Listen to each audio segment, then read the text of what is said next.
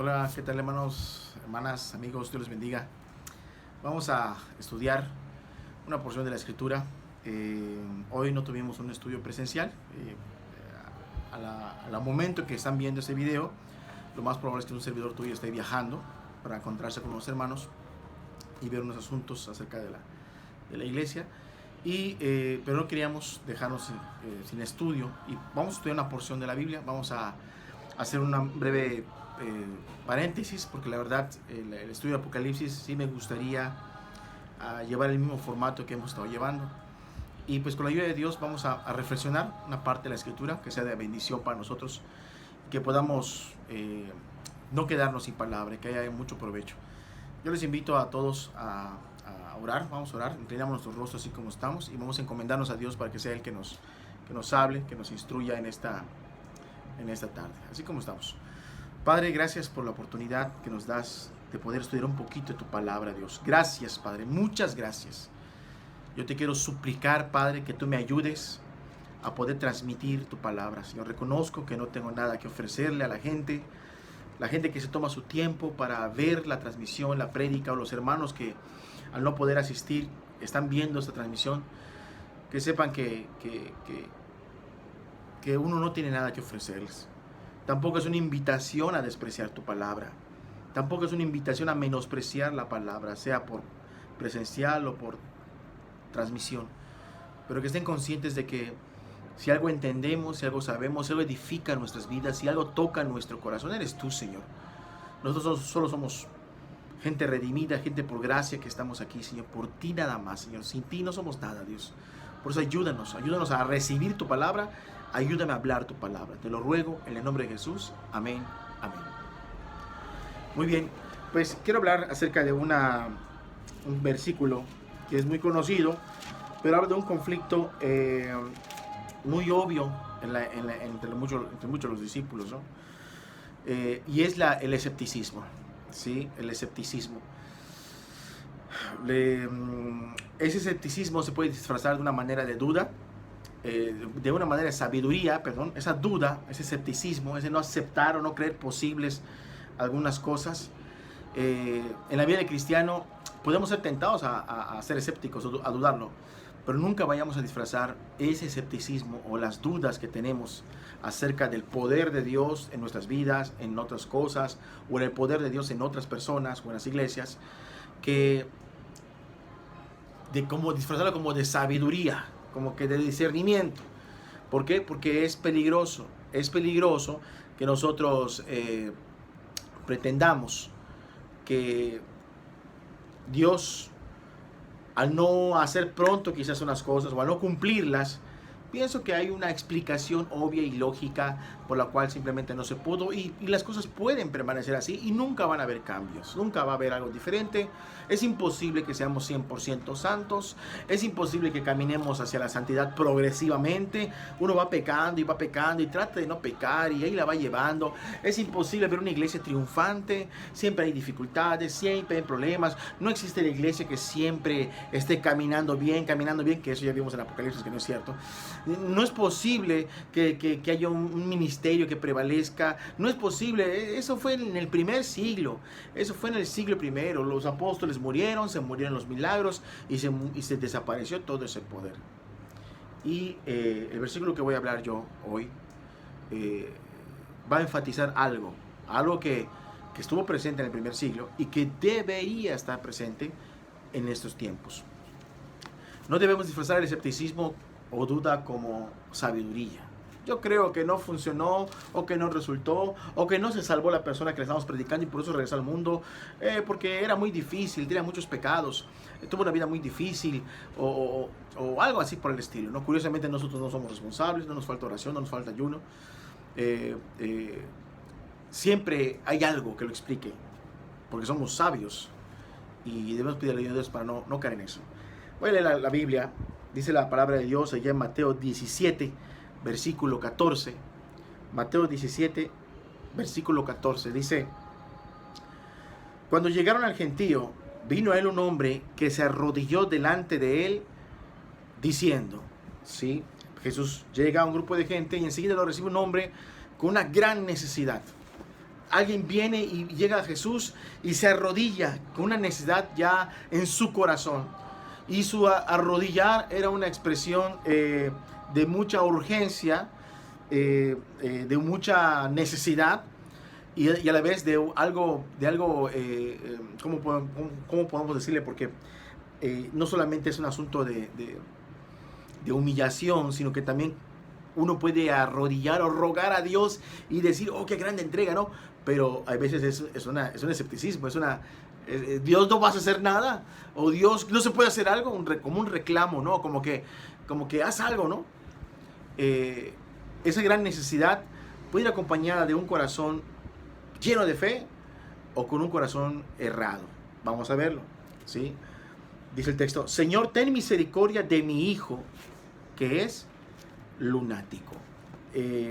La palabra lunático habla de que este muchacho no estaba en sus 5 sentidos, o algo se había robado sus sentidos, algo estaba mal, como un loco, estaba de alguna manera ido, estaba actuando incoherentemente, y no solamente esto, hasta se lastimaba, ¿no? Pero este hombre viene a Jesús y dice, ayúdame con mi hijo que es lunático. Yo no sé cuántos de nosotros tengamos hijos que se comporten de manera irracional.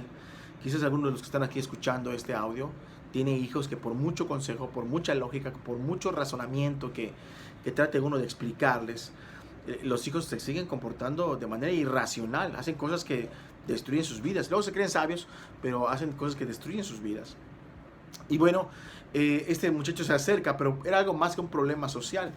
Dice la palabra de Dios que y padece muchísimo, o sea, la pasa muy mal el muchacho, porque muchas veces cae en el fuego y muchas veces en el agua. O sea que este muchacho tenía algo espiritual, un problema que lo dañaba. Y cuando tenía paz es cuando quizás podemos decirlo, ese espíritu que lo atormentaba, lo dejaba tranquilo, pero estaba sufriendo. Ya había pasado por el fuego, o sea que después de una crisis tenía quemaduras fuertes. Después de una crisis se tiraba al agua y se pasaba a ahogar. Es como si este espíritu malo quisiera destruir a la juventud, a los jóvenes, al joven, aprovechando las cosas cercanas. Fuego, agua, ahí lo tira, ahí lo pone, para que se dañe, para que se lastime. Así como actúa el diablo hoy con nuestra juventud. ¿Sí? Hay muchas cosas alrededor que lo pueden lastimar. El diablo lo embota su razonamiento y ahí los echa. Al final ellos reciben el daño. Pero este padre estaba angustiado, estaba muy cargado y decía, Dios, ayúdame. Ya se me volvió el versículo. Regresamos. Dice el texto, y lo he traído a tus discípulos, pero no lo han podido sanar. Y aquí es donde empieza lo interesante. Este hombre tuvo una gran necesidad, pero él no dijo, mi hijo está muy mal, ya sé, lo voy a llevar a Jesús. Eso no fue lo inicial. Lo inicial que fue, habrá dicho, ya sé a quién lo voy a llevar, a los discípulos de Cristo, o a lo mejor vio a los discípulos de Cristo y dijo, ellos me pueden ayudar porque ellos caminan con aquel que tiene el poder, y lo trajo a los discípulos. Y aquí es donde vemos el punto de quiebre. Los discípulos no tienen poder para ayudar a este hombre, padre de familia, y no tienen poder para ayudar a este muchacho. Pregunta, ¿existen discípulos hoy en día, discípulos de Cristo, pero sin poder? ¿Existen discípulos sin poder? Existen, porque dice la palabra que el reino de los cielos no consiste en palabras, porque podemos hablar muy bonito de Dios, pero también habla de poder, habla de algo que transforma. El poder es práctico, no es algo que se sabe en teoría. Yo no puedo tener teoría de que esta máquina que se llama estufa calienta la comida, ¿no? Y no tengo una energía, en este caso un gas, que haga combustión, que genere fuego y que me fría los frijoles, ¿no? Yo no puedo tener un foco que no le haga yo el apagador y haga contacto a la energía y me dé luz. Yo no puedo tener un automóvil que no le haga yo así el switch y la iglesia haga combustión, el motor, perdón, haga combustión la gasolina haga combustión en el motor y genere energía y se mueve el vehículo, ¿sí? Ahora, en el cristianismo se puede hablar muy bonito de Dios, se puede hablar bonita la doctrina, se puede hablar dulcemente las palabras y las promesas de Dios, Se puede hablar con mucha inteligencia y con mucha elocuencia, pero realmente el cristianismo no consiste en palabras. El cristianismo es un poder transformador, es el evangelio es poder de Dios para salvación a todo aquel que cree. O sea que el que recibe el evangelio, el que crea esta palabra, hay un efecto poderoso en su vida que genera cambios, genera movimientos, genera reacciones nuevas, ¿sí? Conductas nuevas, abandonos de pecados, búsqueda de verdades, transformación de personalidad, cambio de carácter, dominio propio. Se aparta la cobardía, viene el valor, se aparta la inmoralidad, viene la santidad. O sea, el verdadero evangelio es un evangelio de poder.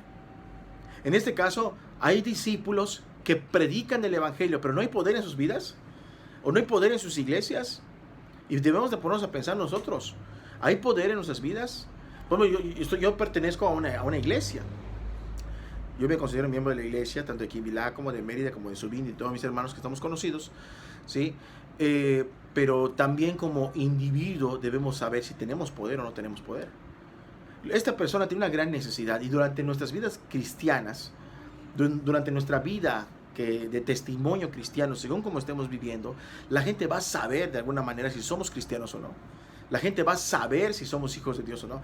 Qué complicado es, sobre todo las primeras veces. Qué complicado es. De veras que a veces hasta Dios nos regaña, nos redarguye, nos va dando lecciones, nos priva de la responsabilidad o del privilegio hasta meses o años después, hasta que tengamos un poco más de fe, hayamos aprendido la lección, aprendamos a humillarnos, de que no es que no se pueda, es que nos falta fe, me estoy adelantando, y Dios desea entrenarnos. En este caso, qué difícil es cuando alguien viene y te dice, hermano, usted es hermano, ¿verdad? Sí. Puede venir a mi casa a orar por mi mamá que está muy enferma. ¿Qué está haciendo la persona? ¿Qué está haciendo la persona? Pidiéndole ayuda a un discípulo. Está depositando sus esperanzas. Y luego uno, si no ha madurado, uno si no tiene fe, uno si no lee la Biblia y no se fortalece en ella, en las Escrituras, y no aumenta su propia fe, ¿cómo vas a hacer la obra?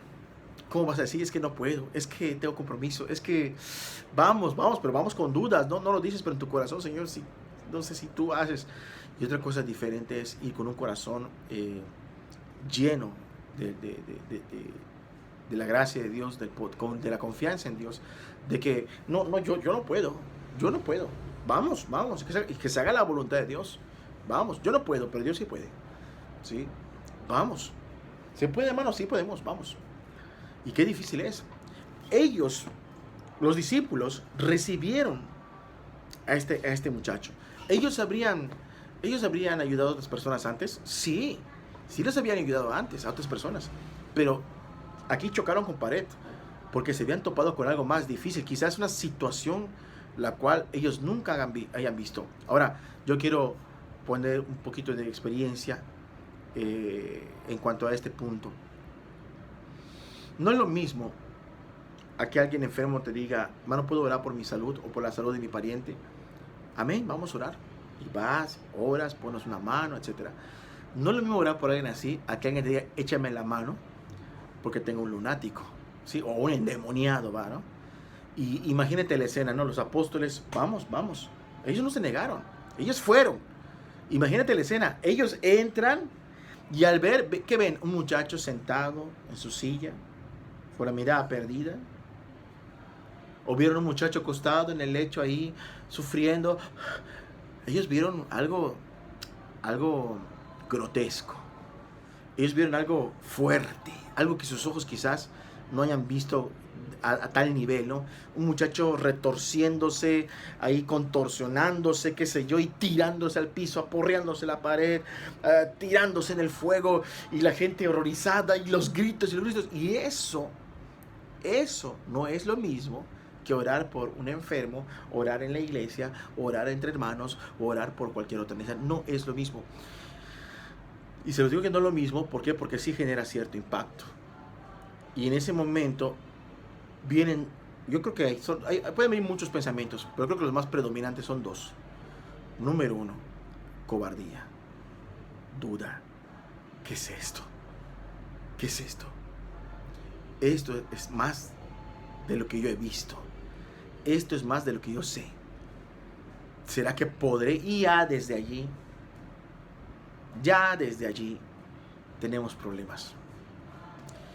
La pregunta, ¿será que Dios me pone en una situación en la cual no yo la busqué, ni yo me busqué promocionar para que la gente me busque como el sanador o lo que tú quieras, sino que no buscándolo, la gente conoce tu vida y te busca o nos busca y te pide eso? ¿Será que Dios te pone algo en lo cual Él crea que no pueda servirle? Sin embargo, muchos entran en dudas. Hasta el decir, hermano, acompáñame, hermano. Hasta lejos que parezca como un apoyo espiritual, parece como un cúbreme tú, hermano, ¿no? O sea, ayúdame, ¿no? Y el que nos cubre es Dios. Hasta eso de cuando hay un problema, algo fuerte, una crisis familiar. Hermanos, por favor, pido oración de toda la iglesia. No está mal, o sea, es apoyo. Es bíblico orar en comunión, es bíblico orar todos por una causa. El libro de Esther nos enseña que la reina mandó una convocatoria para orar y ayunar a nivel nacional o imperio, ¿no? A los judíos. Entonces es bíblico que oremos como iglesia por una causa, es correcto, pero no lo vayamos a hacer pensando que mientras más hermanos oremos, más poder va a haber. Hermanos, así como puede haber poder en 1000 personas orando por una causa, en el momento que lo amerite, en el momento crucial, que se no te da tiempo para avisar, no te dio tiempo para ayunar, no te dio tiempo para orar antes, pero puedes orar en tu mente, en tu corazón, y se te presenta una situación fuerte, difícil. En ese momento Dios te puede ayudar. ¿Por qué? Porque así como hay testimonio que hay oración de muchos para que suceda algo, también hay testimonio que por la oración de uno solo, un Elías, por ejemplo, el cielo dejó de llover. Se acabó la lluvia y regresó la lluvia pasados los años. Por la oración de uno. Por eso nos insta a orar como Elías. Entonces, obviamente que también hay que ser como Elías, ¿sí? Porque si soy alguien indiferente a los asuntos de Dios, si hay alguien que no tiene celo vivo por Jehová, si hay alguien que no tiene amor por Dios, si hay alguien que no quiere buscar a Dios, pues es obvio que al momento de la crisis no vamos a saber qué hacer. Este varón fue a los discípulos y los discípulos no pudieron hacer nada. Capítulo 17, versículo 16. Y lo he traído a tus discípulos, pero no le han podido sanar. Imagínate que Dios diga, vamos a poner esto. Y que Dios nos perdone y nos ayude, porque sí tristemente hemos caído en eso, y eso nos reprende, nos redarguye para tener más fe. Y se los decimos tal cual, ¿no? Porque Dios no le gusta la hipocresía ni la falsedad. Dios ha tratado el corazón de un servidor, en cierta manera, en donde ha habido dudas. Y cuando hay dudas, no se presenta la oportunidad y pasan los meses y pasan hasta años. Y Señor, si tú me das la oportunidad otra vez, ahora sí voy a tener fe. Y no es cuando uno quiere, es cuando Dios quiera. Y cuando pasa el tiempo, en el momento que Dios lo disponga, Él decide que ya es tiempo y te vuelve a dar la oportunidad, te vuelve a dar la ocasión para que seas usada, según sea el caso, en necesidades, en la necesidad de la gente allá afuera, los gentiles, los que no conocen a Dios. Entonces ahí Dios va a ver tu reacción una vez más. Va a ser de cobardía. Y la otra reacción, ¿cuál es? Que dijimos que era 2. O de valentía, o de valor, de fe. De fe, Señor. Y también eso debe ir acompañado de una vida de santidad, de una vida de integridad, de una vida de comunión con Dios. Recuerda que los hijos de Seba, el endemoniado le dijo a ellos, yo sé quién es Jesús y sé quién es Pablo, pero ustedes quiénes son. O sea, sabían quién era Pablo, sabían quién era Jesús, pero no reconocían a los hijos de Seba. Por eso es importante tener comunión con Dios, con su palabra, con la oración. Que Dios nos ayude a orar. No orar porque voy a orar por el día si me presenta una necesidad y ahí ya esté orado. Voy a orar por si el día que se presenta un enfermo lo puedo sanar porque yo esté ayunando. No, simplemente es una comunión normal y natural que debe de existir, una dependencia de Dios, una congoja por vivir sin Él y un deleite por estar con Él. Un deleite por estar con Él. En este caso, nosotros, si tenemos la disposición del Señor en darnos esa oportunidad, pues Señor, yo también estoy dispuesto. Tú me das la oportunidad, yo también estoy dispuesto, ¿sí? Y con fe, no con cobardía, con fe. La pregunta que haríamos, ¿qué es lo que hubiera esperado Jesús de los discípulos? ¿Y qué es lo que Jesús espera de nosotros? ¿sí? Hay veces muchos ni se convierten. ¿Por qué? Porque ven las primeras pruebas, las primeras dificultades y se echan para atrás. Esos no van a ser salvos nunca. Nunca. Ven las tentaciones del mundo, no las quieren soltar. Ven las primeras tribulaciones, se afligen por ellas y se vuelven atrás. Porque no hay fe. ¿Qué esperaba Jesús de los discípulos? ¿Que lo pudieran haber sacado o que no lo pudieran haber sacado? Es que Jesús hubiera dicho, no, es que si yo no soy yo, no es nadie. Y es que solo de Jesús viene el poder. Todo discípulo tiene poder por Cristo. Pero ¿será que Jesús estaba buscando como una especie de ego carnal, ¿no? O sea, yo tengo que ser, ustedes no pueden. No era eso. ¿Qué hubiera esperado Jesús de sus discípulos? Que ellos pudieran haber liberado al muchacho y librado de esa conducta lunática y traerle seguridad y paz y bienaventuranza a esta familia, y este hombre padre de familia. Bueno, si no pueden, pues ya me lo traen, ¿no? La respuesta creo que es obvia. ¿Qué espera Jesús de mí, de ti? La respuesta creo que es obvia. Jesús espera que tengamos poder y que tengamos fe. Fe. Ahora, ¿fe de parte de quién? ¿A quién le falta la fe aquí? ¿A Jesús le falta la fe? No. Nosotros debemos tener y buscar la fe de Jesús. O sea, el nivel de fe que Jesús tiene, o la calidad de fe, como quieras llamarle, la tremenda fe de Jesús, es lo que debemos buscar nosotros, tener. Ahora, ¿quién estaba falto de fe? Respondiendo Jesús, en el verso 17, dijo: oh generación incrédula y perversa, ¿hasta cuándo he de estar con vosotros? ¿Hasta cuándo he de soportar? Traédmelo acá. La solución llegó, Jesús. Y es bueno entenderlo así. No podemos, Jesús. Pero es lo correcto. Es lo que Jesús estaba diciendo. O sea, si ustedes no pueden, tráemelo. Es obvio que Jesús puede liberar a cualquiera. Es obvio que Jesús es imponente entre los demonios y los demonios huyen y tiemblan. Es obvio eso. Pero no Jesús quisiera que nosotros fuéramos valientes como Él. No Jesús quisiera que tuviéramos fe como Él. ¿Quién es el incrédulo aquí? El incrédulo es la generación. ¿Y a esto quiénes incluye? Incluye a las personas, a los chismosillos que estaban por ahí viendo. ¡Uy, esto es otro nivel! ¡Esto es otro nivel! ¿Sí? Esto con oración y ayuno, dicen. Porque lo dice la Biblia, ¿no? Y a veces el problema es, bueno, el ayuno y la oración, definitivamente. Pero a veces ponen la fe en el ayuno y la oración. Hermano, no puedo ir. ¿Por qué, hermano? Vamos, es urgente. Es que no he ayunado. Caray. Imagínate que nos llegue un correo electrónico o un mensaje por WhatsApp. El próximo miércoles a las 3 de la tarde vas a tener una cita para visitar a un endemoniado. Prepárate en oración y en ayuno. O sea, es ridículo pensar así. Se supone que debemos tener una vida en comunión con Dios y así suceden las cosas. Así suceden las victorias. Y que Dios nos ayude. En este caso, ¿quiénes son los incrédulos? Es la generación. Y incluye al papá, incluye a los discípulos, incluye a la gente, la chismosilla que estaba por ahí. Incluye a la generación. Te incluye a ti y me incluye a mí también. Obviamente que entre toda la generación, a través de la historia, el cristianismo que hemos visto en el testimonio de algunos hermanos, podemos ver hombres que les llamamos héroes de la fe.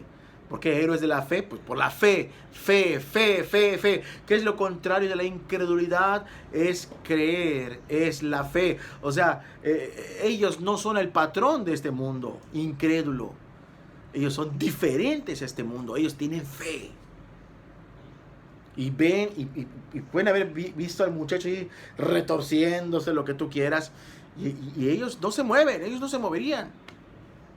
Eso fue después, en los tiempos, cuando vino el Espíritu Santo en los apóstoles, en el día de Pentecostés y después de la resurrección, y estaban llenos del Espíritu. Eso ya fue diferente. Ya habían cosas tremendas, gente endemoniada, y ellos con autoridad, salte, y enseguida la gente era liberada. Los demonios huían. La gente solo con sus paños de los apóstoles se sanaba. Su sombra pasaba y los sanaba. ¿Sí? Se posaba sobre ellos. Y eran sanados. ¿Pero por qué, hermanos? Amigos. porque había algo diferente en sus mentes, en sus corazones, una fe tremenda por un Jesucristo crucificado, redentor, resucitado. Sí, el Señor tiene poder. Entonces ellos podían ver un circo del diablo en una persona endemoniada, ya no les movía. Pueden ver un grave problema familiar, un hombre adúltero que se va de la casa, un hijo que se va de la casa, ya no les mueve. Que sí, no significa que seamos de piedra, pero ya no les afecta como antes, sino que están llenos del poder de Dios.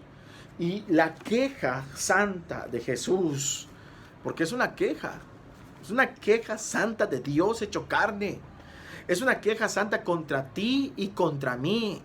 Es hasta pudiera ser una queja santa contra la iglesia, contra el presbiterio, contra los varones que presiden a la iglesia. Oh, generación incrédula y perversa.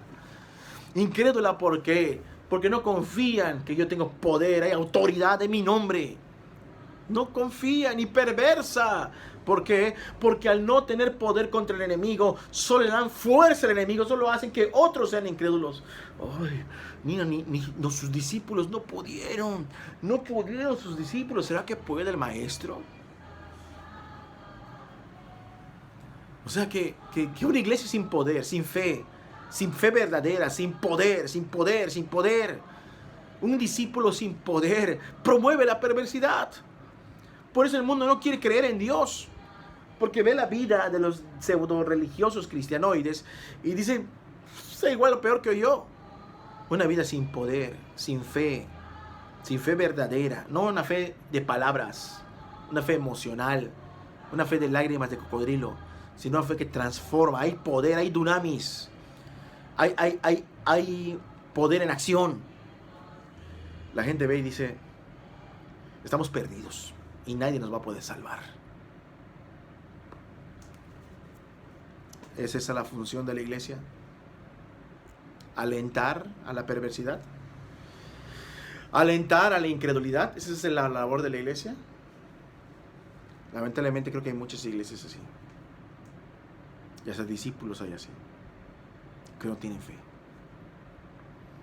La queja santa de Jesús es, oh generación incrédula, ¿hasta cuándo he de estar con vosotros? ¿Hasta cuándo voy a soportar? ¿Cuánto tiempo yo tengo que pasar contigo? Son las palabras, en otras palabras, ¿no? Jorge Polanco, ¿cuánto tiempo tengo que pasar contigo? Pon tu nombre ahí. Pon tu congregación, tu iglesia ahí, como se llame, o la calle donde esté, la colonia donde esté. Iglesia tal por cual, fulano tal. ¿Cuánto tiempo voy a estar contigo? ¿Cuánto tiempo te voy a soportar? ¿A qué se refiere Jesús? ¿Soportar qué? Oye, estoy contigo y no crees. Estoy contigo y no confías. Estoy contigo y no ves la obra que yo hago alrededor tuyo con poder y gloria. Estoy contigo y reclamas y dudas. Estoy contigo y crees que no tengo poder para salvar a esta persona bien perdida o algo. Estoy contigo y crees que no puedo cambiar el mundo entero. Estoy contigo, o sea, ¿cuánto tiempo voy a soportar? O sea, ¿eres una compañía o somos una compañía desagradable a Jesús? Porque una compañía agradable a Jesús, como lo que estamos teniendo los domingos, un amigo de Dios, un Abraham, me gusta caminar con él. Con Dios caminó Abraham. Y también Enoc, porque son gente que confía. No hay nada imposible para ti, Dios. Creyendo en esperanza contra esperanza. Entonces podemos darnos cuenta que el Señor sí se cansa. Sí se cansa de caminar con los incrédulos. Sí se cansa de caminar con aquellos que por su incredulidad y su falta de poder son un gran tropiezo para la iglesia y para el mundo, para los nuevos convertidos. Somos la burla del diablo y del mundo. ¿Por qué? Porque la gente ve que no hay nada diferente. Somos de títeres. Somos religiosos. Somos manipulados por un lugar que nos predican la palabra y todo bonito, todo bien, pero la gente ve y nota que no hay una nueva realidad en nuestras vidas. La gente ve y nota que no hay nada diferente en nuestra calle, en nuestra colonia, en nuestro hogar. La gente ve y nota que nos falta poder. Qué diferente es cuando vemos los milagros en la Biblia de los apóstoles. La gente se llenaba de fe, se glorificaba a Dios. Hermano, puedes ir a ver a fulano, a mengano, si vamos y oras y Dios sana, esa familia se convierte a Dios. Es lo más seguro. No es la regla, no es la regla, pero es lo más seguro. Por algo Dios hace esos movimientos. Recuerda que Dios así movía a los apóstoles, a Felipe, los diáconos, los movía. ¿Por qué? Porque ya hay corazones listos. Y para que esos corazones sean atendidos, Dios necesita caminar con gente que confíe en Él. Yo con ustedes voy a trabajar. Con ustedes ya. ¿Cuánto tiempo más? ¿Cuánto tiempo más voy a caminar con ustedes? Pero Señor, tenemos muy buena doctrina. ¿Y qué tiene? Tienes buena doctrina, pero solamente es eso, doctrina. Solo son instrucciones. Instrucciones no creídas. Instrucciones no aplicadas porque no confías. Entonces, en base a eso, Jesús está en su derecho de sentir decepción de nosotros. Entonces, si yo creo que Dios puede transformar una vida completamente, ¿me enviaré a Dios a predicar? ¿Sí? ¿Qué creen? Si yo creo que puedo ser parte de una iglesia santa y sin mancha, como dice la Biblia, donde todos se amen con amor puro, ¿sí? ¿Será posible o no será posible? No, yo creo que no se puede, entonces estamos perdidos. Vámonos a católica, vamos a otro lado, es lo mismo. ¿Sí? Pleitos, envidias, celos, murmuraciones, chismes, grupitos, bandos. Pero si hay problemas entre nosotros, las resolvemos bíblicamente. Y debe haber amor, un amor que cubre multitud de pecados, amor que es el vínculo perfecto. Y se puede ver hermanos que tuvieron problemas fuertes, amándose y perseverando juntos por años. ¿Quién hace esto? Lo hace el poder de Dios al creerle lo que Él manda. Y Jesús dice, con ustedes se me gusta caminar. Que Dios tenga misericordia de todos nosotros. Y sin afán de ser jactancioso, y que Dios nos ayude a ser humildes, pero sin afán de ser jactancioso, de jactarnos de vivir en una iglesia que está prosperando, ha luchado contra los pecados y ha luchado contra la falta de amor entre los discípulos y ha perseverado, bendito sea el nombre de Dios, a Él solo la gloria, porque pues las iglesias son divisibles, fácilmente se dividen. Y obviamente no se compromete a la verdad, ¿no? Pero como dice la Biblia, cuando hay amor se cubre multitud de pecados. Entonces la gente se corrige, cambia y el amor prevalece. Y la verdad está firme, no se ha tocado, no se ha bajado. Entonces le damos la gloria a Dios y pedimos, sin afán de jactarnos, repito, por aquellas congregaciones que están desboronándose. Los discípulos están decayendo. Que Dios tenga misericordia de ellos como de nosotros. Sí es posible vivir en una iglesia bíblica. Sí es posible. Bendito sea Dios. Sí es posible. De buena manera, me acuerdo que en la religión, yo llegué a ver muchos pecados en la religión, pecados atroces, pecados que te podían empujar a odiar la religión para siempre y no teniendo culpa a Dios, también aborreciéndolo a Él, sino sin tener culpa. Me acuerdo que yo me preguntaba a mí mismo, ¿es esto el cristianismo? No quiero vivir el cristianismo. Yo sí lo iba a decir. Es más, un varón que estaba llorando en un púlpito porque la iglesia era un mercado de impiedad, se bajó del púlpito llorando y me abrazó y me dijo, ¿qué está pasando, hermano? Me dice, éramos muchachos, ¿es esto la fe? Llorando con amargura. Y de cierta manera mi corazón está marcado por esas experiencias. Y es como que Dios me haya visto desde el cielo y me haya dicho, eso que tú ves, eso yo no lo creé. Ese no es mi asunto. Es un asunto de hombres que tuvieron la idea de tener una iglesia y ahí la llevaron como pudieron y no les salió muy bien, que digamos. Te voy a dar el privilegio de conocerme en primer lugar y conocer a mis hijos. Uy, hermanos, es una bendición de Dios. Es una grande bendición de Dios. ¿Que ha habido conflictos? Lo ha habido, pero se ve la diferencia, el espíritu. Es más, aún uno mismo, más que ver que los demás se compongan, más que ver que los demás obedezcan, más que ver que los demás que sean fieles, la pregunta principal es, ¿eres tú, o soy yo, mejor dicho, de manera muy personal, ¿eres tú el fiel? ¿Eres tú el que perdonas todo? ¿El agravio? ¿Eres tú el que camina la segunda milla? ¿Eres tú el que pones la otra mejilla? O sea, hay poder verdadero. Y se puede vivir así. No seamos escépticos. Sí se puede vivir así. Sí puede haber sanidad también, ¿por qué no? Es que el poder quedó en los apóstoles y ya murió en los apóstoles. Quizás quedó en Timoteo, pero también Timoteo ya murió y los padres apostólicos ya fallecieron. Entonces los milagros se acabaron. Es una doctrina llamada el cesacionismo. Ahora, el reclamo de Jesús, generación, número 1, incrédula y perversa. Hoy hay incredulidad y perversidad en las iglesias y en el mundo. Sobra incredulidad y sobra perversidad. Lo contrario de la perversidad es la justicia, la santidad, la rectitud. Y lo contrario de la incredulidad es la confianza o la fe. Se puede, es válido que Dios reclame que hoy tengamos fe. Es válido que hoy Dios nos pide y nos exija santidad. ¿Es válido o no es válido?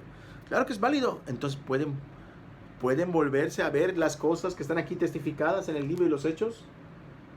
Pueden volver a verse los milagros, empezando por el milagro más grande de todos. Más que levantar a un muerto o sanar a un enfermo, el milagro más grande de todos es que te cambie a ti primero, que te haga como Jesús y que toda la gente sepa que eres una fichita y que te vea transformado como Jesús o transformándote de manera progresiva como Jesús. Diga, esto sí es un milagro, este sí está con Dios, este sí parece que es diferente, este sí, en este sí hay poder. Vemos la diferencia. Es importante tener fe, es importante confiar, es importante que cuando venga esa apariencia de sabiduría, es que es por aquí, por allá, es que no se puede, mejor lo dejamos así, que aquí, que allá, como lo que hemos estado viendo con Sara, ¿no? Sus intentos de ayuda de Dios o sus explicaciones. No vaya a ser que seamos incrédulos y perversos, ¿sí? Sin embargo, Jesús es muy compasivo y él sabía que si el muchacho se quedaba lunático por la incredulidad del papá, por la incredulidad de los discípulos o de la gente, sabía que la perversidad iba a aumentar. La incredulidad, ni Jesús lo sanó. O sea, no, aquí estaba en honor. ¿Qué está en honor en este tipo de conductas pecaminosas? Está en juego ¿qué está en juego? Está en juego el honor del glorioso nombre de Jesús, de su poder. Está en juego el honor del Padre, del poder de Dios. Y está en juego, ¿sí? El señalamiento divino del Padre al decir, este es mi Hijo amado, escúchenlo a Él. Por eso Jesús dice, tráemelo aquí. Aquí vamos a resolver esto de una muy buena vez, de una vez por todas. Tráemelo aquí. Ya les dio su regañada a ellos, tráemelo aquí. Entonces cuando la gente escucha ese tráemelo aquí, entiende de que esto se va a poner bueno, ¿sí? Porque pues, nadie ha podido, ni los discípulos pudieron. A ver, vamos a ver qué va a pasar con Jesús. ¿Qué va a pasar con Jesús? Y reprendió Jesús al demonio, es un demonio lo que tenía, el cual le dijo Jesús al demonio, ¿qué tienes conmigo para atormentarme? O le dijo Jesús, porque hay demonios que sí reaccionaron, ¿verdad? Le dijo, no voy a dejarlo, es mío, me pertenece, como en las películas, ¿no? O no le dijo el demonio, Jesús, hazme una entrevista mientras tomamos un café, como hacen muchos pastores hoy que entrevistan al endemoniado y con su micrófono, pasando el micrófono al endemoniado. Son ayúdame, Señor, son lo más suave, me estoy calmando, tonterías, ¿sí? Son tonterías. Tráemelo acá. No hubo ni una faramaya, ni una parafernalia, no hubo luces y sonido, no hubo ahí ¡demonio! ¡Salte! No hubo ahí nada de eso. Simplemente dice la Escritura, reprendió Jesús al demonio, el cual salió del muchacho y quedó sano desde aquella hora. ¿Quién tiene más poder? ¿Se resuelven sus dudas? Bola de incrédulos. Los discípulos, el Padre, la gente chismosa. ¿Están resueltas sus dudas? ¿Quién tiene poder aquí? ¿Quién tiene poder? Jesús tiene poder. Por eso cuando hacemos una obra enfatizamos, hay que ir con fe. ¿Con fe en quién? En el poder del Señor. Cuando alguien te llama o te dice, vamos, nos ayudas en esta obra, amén. Hacemos esto, amén, con fe. ¿Sí? Hermano, ¿me acompañas a visitar a un enfermo? Es que yo nunca he ido a ninguna. O sea, quítate esas tonterías, ya basta. ¿Sí? ¿Hasta cuánto tiempo te voy a tener que aguantar? ¿Sí? Bueno, vamos a aplicárselo solo a Jesús, ¿no? Que Jesús sea válido que lo diga, ¿no? Nosotros tenemos que soportarnos, dice la Biblia. Tenemos que soportarnos.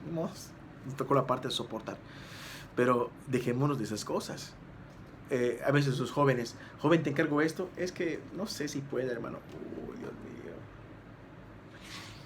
Ya, con esa respuesta no puedes. Y no porque te falte inteligencia, porque te falte, tengas un retraso mental, o con todo respeto, ¿no?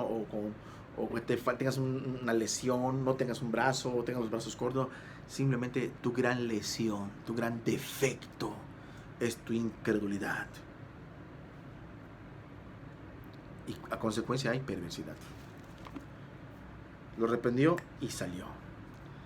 Viniendo entonces los discípulos a Jesús aparte, ¿sí? Es como que ellos no quisieron hacer la pregunta con todos ahí. Ellos quisieron hacer esta pregunta aparte. ¿Por qué nosotros no pudimos echarlo fuera? ¿Por qué yo no pude? ¿Por qué tú sí puedes, Jesús? Y yo no pude. ¿Sí? O sea, quizás dijo las mismas palabras, quizás reprendió. ¿Dónde está el problema? El problema está acá, en el corazón. ¿Sí? Es un órgano, pero es una figura. Nuestra mente, cómo está nuestra fe. ¿Por qué yo no pude? Si yo entiendo algunas cosas que no he podido hacer, que Dios me ha mandado a hacer, y soy honesto conmigo mismo, a la pregunta, ¿por qué yo no pude, Señor Jesús? Hablando como Jorge Polanco, y aplícatelo a ti mismo, a ti misma. ¿Por qué yo no pude, Jesús? La respuesta no es, Dios no me quiso ayudar. Dios no me ayuda, Dios no me salva, Dios no me apoya, Jesús me abandonó. Esa no es la respuesta. Somos responsables de nuestra inhabilidad espiritual. Soy yo, Señor. Me falta entrega, me falta confiar más. Me estoy haciendo religioso, Señor. Me perdona, Señor. Hay que reconocerlo. ¿Por qué nosotros no pudimos echarlo fuera? Jesús les dijo, ¿qué les dijo en el verso 20? Porque algunas partes dicen, esta generación no sale sino por oración y ayuno. Creo que más importante que la oración y el ayuno, ¿qué es más importante que la oración y el ayuno? Es la fe. Porque puedes orar sin fe y puedes ayunar sin fe. Y es un grave error. Por vuestra poca fe. Eran discípulos que tenían poca fe. Según el testimonio del Señor Jesús, estas personitas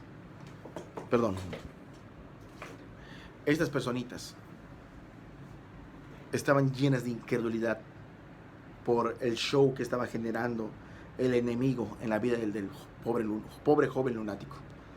Y los discípulos les faltó la fe. ¿Significa que yo tengo mucha fe? No, yo confieso, Jorge Polanco tiene poca fe. Comparado con esto, yo tengo poca fe, pero quiero más fe. Quiero más fe. Quiero ver el poder de Dios. No como curioso, a ver, quiero ver milagros. No, como un Herodes.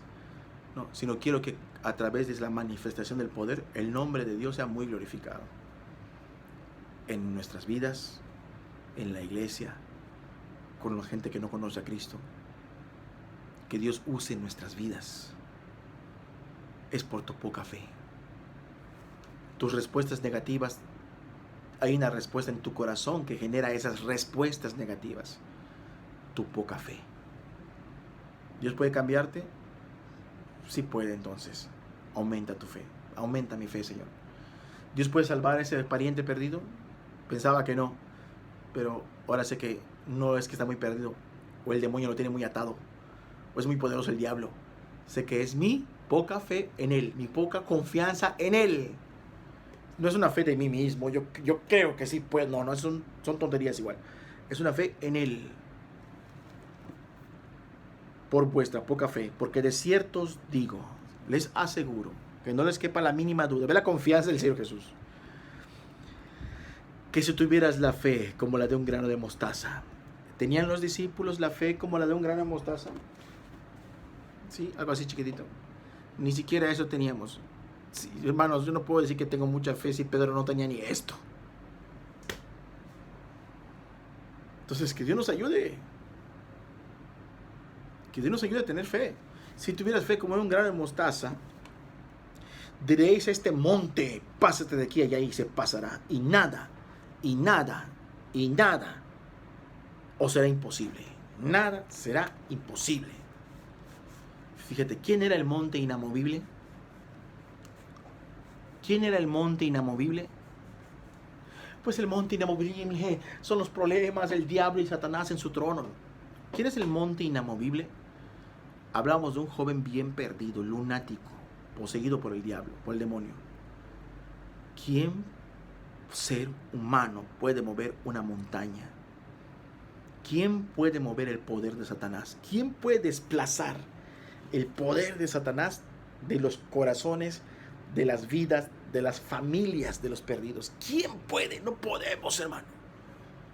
No podemos. En ese sentido, nadie puede. Pero Jesús dice, yo te aseguro que si tuvieras la fe como un grano de mostaza, ¿fe en quién? En el poder de Dios, de Cristo. Yo te aseguro que si tú lo tuvieras, le dirías a este monte, pásate, y se pasaría. Y nada sería imposible. Que Dios nos ayude. Nada sería imposible. Amén. Amén. Amén. Puedes vivir una vida recta, amén. Puedes tener una vida santa, amén. Puedes amar al que te odia, amén. Puedes salvarse del hombre más perdido de tu colonia, amén. Tu pariente más perdido, amén. Puede la iglesia vivir en amor y en amor cristiano, amén. Puede alcanzar una perfección cristiana, amén también. Hermano, es una exageración. No, no es ninguna exageración. Aquí, hermano, fielmente te conduces en todo cuanto a...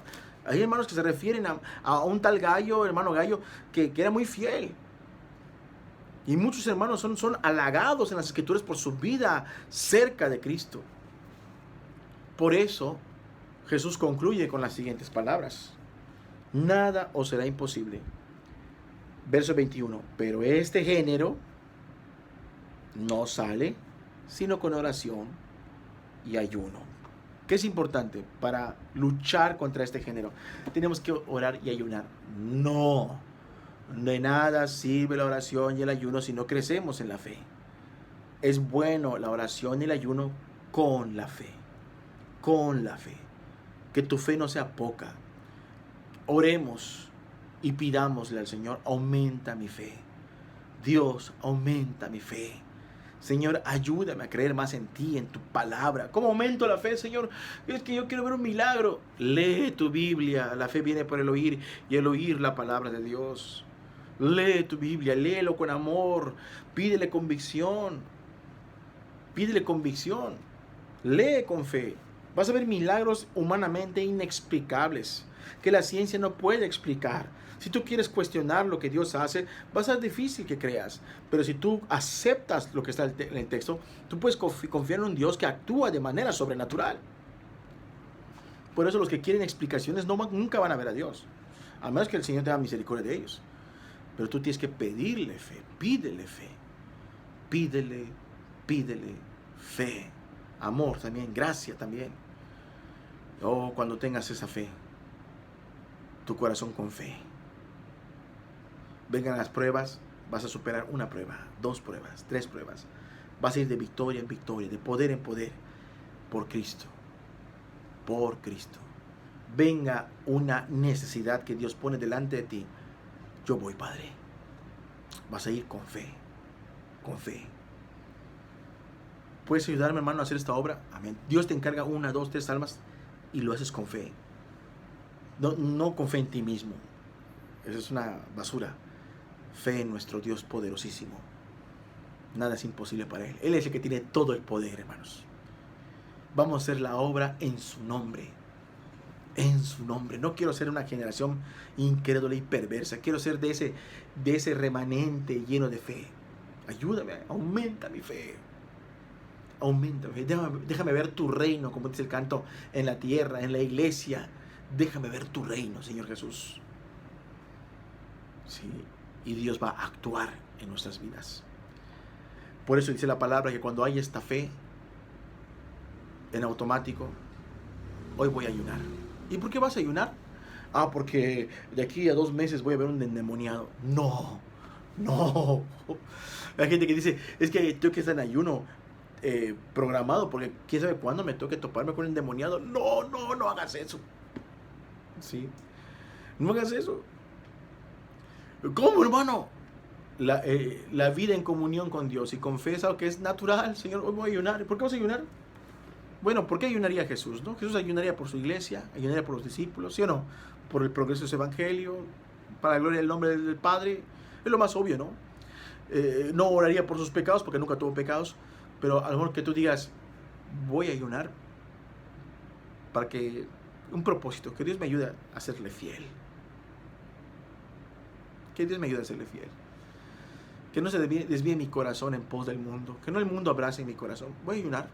Voy a privarme de alimentos. Y tú te privas de alimentos. Tienes un ayuno. A la otra semana, bueno, menos que quieres ganar a los fariseos, que esos 2 veces por semana ayunaban. Pero si la otra semana tú ayunas, hoy voy a ayunar. ¿Por qué voy a ayunar? Voy a ayunar por el hermanito que lo veo. No le voy a decir nada, ¿no? O sea, pero si noto algo, lo hablaré. Pero voy a ayunar por él, para que Dios lo fortalezca. Hoy ya oré por él, ya oré con él. Voy a ayunar por él. No lo voy a publicar a todo el mundo. En mi WhatsApp voy a poner, qué bonito es ayunar por los hermanos. No, eso es lo que no sepa tu izquierda, lo que es tu derecha. Voy a orar por él. Y lo haces. Voy a orar por un hijo perdido. Voy a orar. Voy a pedir. Llegará el día en que Dios diga, esta persona ha pasado tanto tiempo conmigo que está preparado. Y Dios puede usarte en otras cosas. No seamos escépticos. No busquemos pretextos ni explicaciones que ofenden a Dios. La respuesta es obvia. Tengo poca fe. La respuesta es clara. El Señor Jesús lo dijo. Soy parte de una generación incrédula y perversa. Y yo debo de cambiar todo eso, porque Él me ha dado el poder en Cristo. Hay un canto que me gusta mucho, que a muchos hermanos creo que también les gusta. A Cristo, solo a Cristo, yo alabaré, exaltaré. Y dice una parte, porque Él me ha dado vida eterna, porque Él me ha dado el poder, porque Él me ha dado la victoria. Algunos los cantan en diferente orden, ¿no? Pero enfáticamente son esos 3. Vida eterna, poder y victoria. Él es mi rey, Él es mi rey. A Cristo he proclamado rey. Entonces cuando uno dice, Señor, voy a vivir para ti. Entonces Dios dice, amén. Amén. Te voy a encargar esto. Te voy a encargar aquello. Te voy a encargar esta cosa. Y Dios hace la obra en nuestras vidas. El género que no sale con oración y ayuno, no sale con una oración y ayuno programada para combatir contra el género, sino que viene de una oración y ayuno que está acompañado de una fe ferviente por Jesús. Por Jesús. Así como estamos, oramos y concluimos. Padre bendito, muchas gracias porque eres bueno. Gracias por la oportunidad que nos das de reflexionar un poquito de tu palabra, Dios. Bendice a todos los presentes, Padre. Todos los que estén en línea, Padre. Todos los hermanos, las hermanas. Ayúdanos a buscar tu rostro. Gracias por tu bondad, por tu misericordia. En el nombre santo y bendito de tu Hijo amado Cristo Jesús. Muchas gracias, Padre. Gracias, muchas gracias. Amén y amén. Muy bien. Pues cualquier duda, cualquier pregunta, estamos a la orden. Al final de los videos de Voz como Trompeta aparece el número de un servidor. Y estamos a la orden. Que tengan muy buenas noches. Dios les bendiga a todos.